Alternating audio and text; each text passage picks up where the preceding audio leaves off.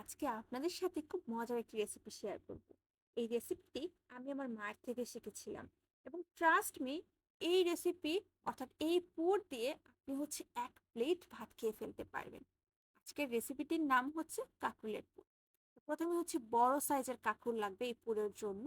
তারপর হচ্ছে বাহিরের যে দানাগুলো থাকে কাঁকরোলের, সেগুলো হচ্ছে হালকা করে কেটে ফেলে দিয়ে দিবেন। একদম বেশি কাটলে হচ্ছে ভেঙে যাবে, অল্প করে কেটে ফেলে দিবেন।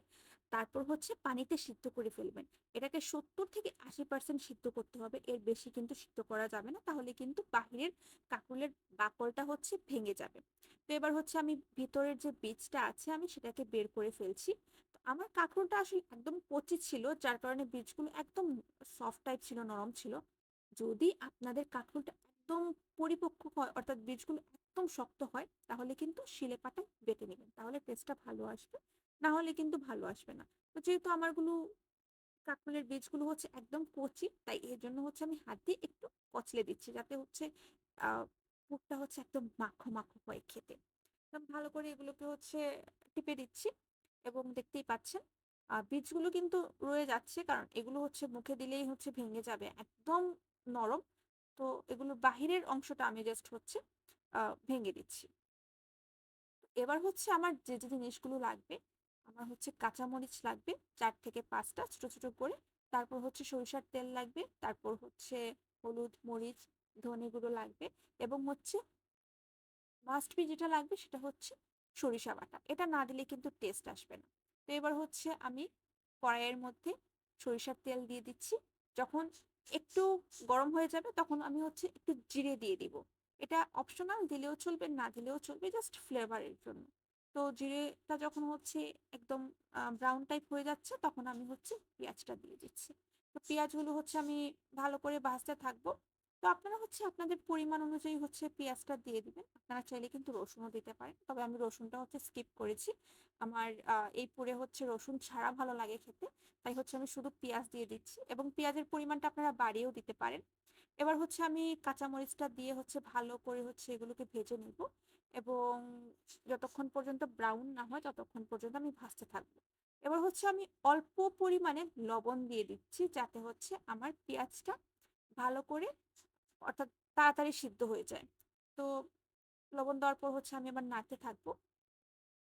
এবার হচ্ছে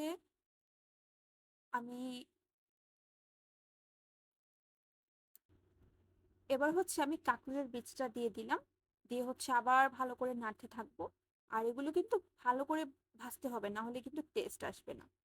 তো এবার হচ্ছে আমি বাকি উপাদানগুলো দিয়ে দিব, অর্থাৎ মরিচের গুঁড়ো, হলুদের গুঁড়ো, এবং অল্প পরিমাণে ধনে গুঁড়ো দিয়ে দিব। এবং পরিমাণ মতো হচ্ছে আপনারা লবণ দিয়ে দিতে পারেন, এবং হচ্ছে একটু পরিমাণে চিনি দিয়ে দিবেন, এতে হচ্ছে কি টেস্টটা হচ্ছে আরো ভালো আসবে। তো পরিমাণ সবগুলো উপাদান দেওয়ার পর আমি হচ্ছে ভালো করে এগুলো ভাজতে থাকবো।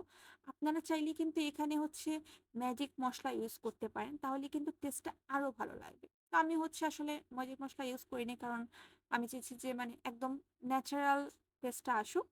আর ম্যাজিক মশলা দিলে হয় কি, সবগুলা খাবারই কিন্তু একই রকম টেস্ট অনেকটা চলে আসে।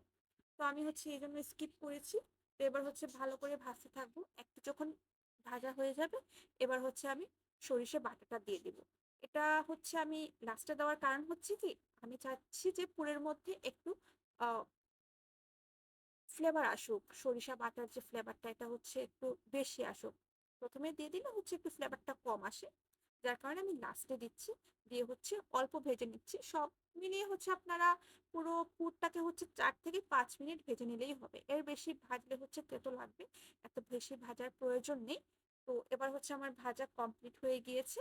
এবার হচ্ছে আমি পুরের জন্য ব্যাটারটা তৈরি করব। এবার ব্যাটারটা তৈরি করার জন্য আমি ময়দা এবং হচ্ছে একটু বেসন দিয়ে দিয়েছি। আপনারা বেসনের পরিবর্তে চালের গুঁড়োটা দিলে আরো ভালো হবে, এতে হচ্ছে আরো বেশি ক্রিস্পি হবে। তো আমার কাছে আসলে চালের গুঁড়োটা ছিল না, যার কারণে আমি হচ্ছে বেসনটা দিয়ে দিয়েছি। তো এগুলো দিয়ে হচ্ছে ভালো করে পানি দিয়ে আমি একদম হচ্ছে একদম থিকও হবে না, একদম পাতলাও হবে না, একদম মিডিয়াম রেঞ্জে হচ্ছে আপনারা ব্যাটারটা তৈরি করবেন। তারপর হচ্ছে আমি কাপড়ের মধ্যে এই পুরগুলো ভরে দিচ্ছি। তো ভালো করে সুন্দর করে হচ্ছে ফিল আপ করে দিচ্ছি। এবং একটু চেপে দিচ্ছি যাতে হচ্ছে বাইরে না চলে আসে।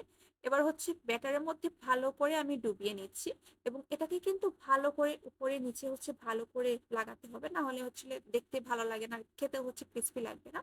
তো আমি হচ্ছে ভালো করে এটাকে মাখিয়ে নিচ্ছি ব্যাটারের মধ্যে। এবার হচ্ছে আমি তেলের মধ্যে ছেড়ে দিব এবং তেলের মধ্যে ছাড়ার সময় কিন্তু অবশ্যই আহ যেদিকে পুরটা আছে সেদিকে হচ্ছে দিতে হবে, না হলে মানে অনেক সময় হচ্ছে কি বের হয়ে চলে আসে। তো আমি যেভাবে দিয়েছি আপনারা ঠিক সেইভাবে কিন্তু পুরটা তেলের মধ্যে দিবেন। তো এই পুরগুলো হচ্ছে আমি আস্তে আস্তে সবগুলো দিয়ে দিব। আপনারা পুরগুলো একদম লাল করে ভাজবেন, একদম যদি হলুদ টাইপ রাখেন তাহলে খেতে মজা লাগবে না, অর্থাৎ ভালো করে ভাজলে এটা অনেক বেশি টেস্ট লাগে। এবং অবশ্যই এটাকে আপনারা গরম ভাতের সাথে খাবেন, অর্থাৎ এই পুরটা ঠান্ডা খেলে কখনো মজা লাগবে না, আবার ঠান্ডা ভাতের সাথে খেলেও মজা লাগবে না।